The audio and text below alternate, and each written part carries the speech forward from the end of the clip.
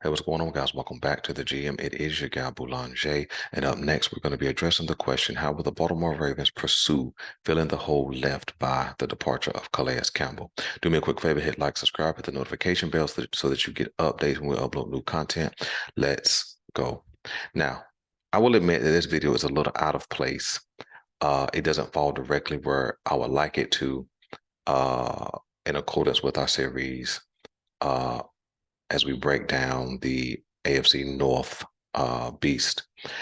But nevertheless, it's an article that I saw that posed the question, how will the Baltimore Ravens pursue replacing or filling the hole left by Calais Campbell? And so I began to think about it, and we certainly will address it when we look at personnel, when we get to the defensive side of the ball in our series. But uh, if you read this article, you would understand there was two main ways the Baltimore Ravens are going to try and fill the gap left by Calais Campbell.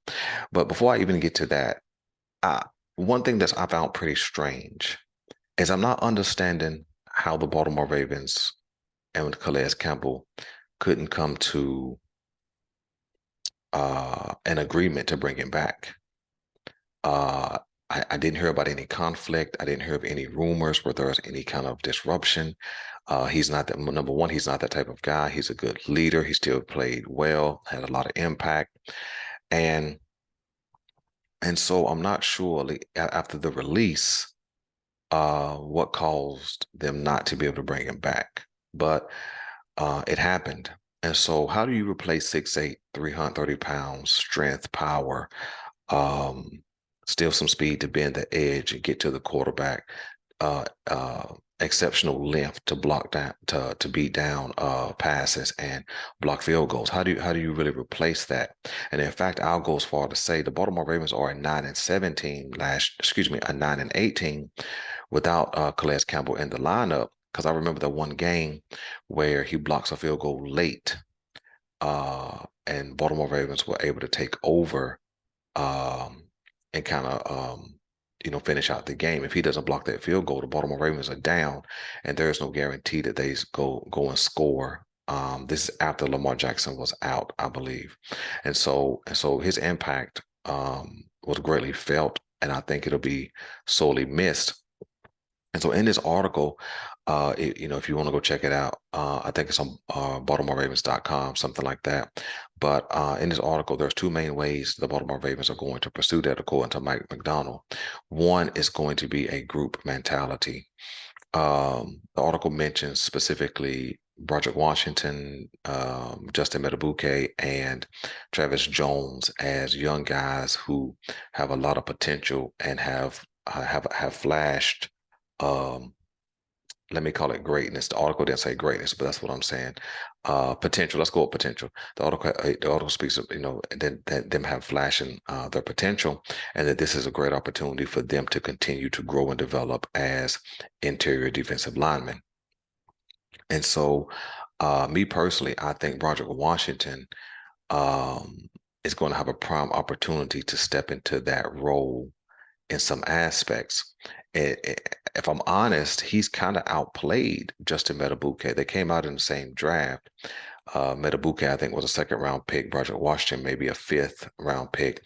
But I think he has certainly come on strong and kind of outplayed Justin Metabuke for the most part. And not that Metabuke has been bad, but I think Washington has made more splash plays and has made more consistent impact.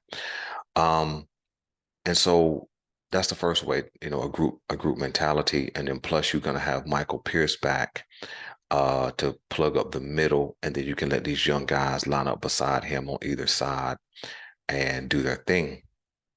And then the other way the article really, really spoke to, which I was interested in, is flexibility, position flexibility. It referenced how Odafe lined up inside last year and was super productive, being able to get into the backfield from that inside position. And Odafe even was quoted that he liked playing inside. And so, and I remember saying in a video that I thought Odafe would be better served putting his hand in the dirt It may be even more of a 4-3 scheme versus a 3-4 scheme. It also talked about how Tavius Robinson, the fourth round rookie of this year's draft, how he played well last year in college with his hand in the dirt.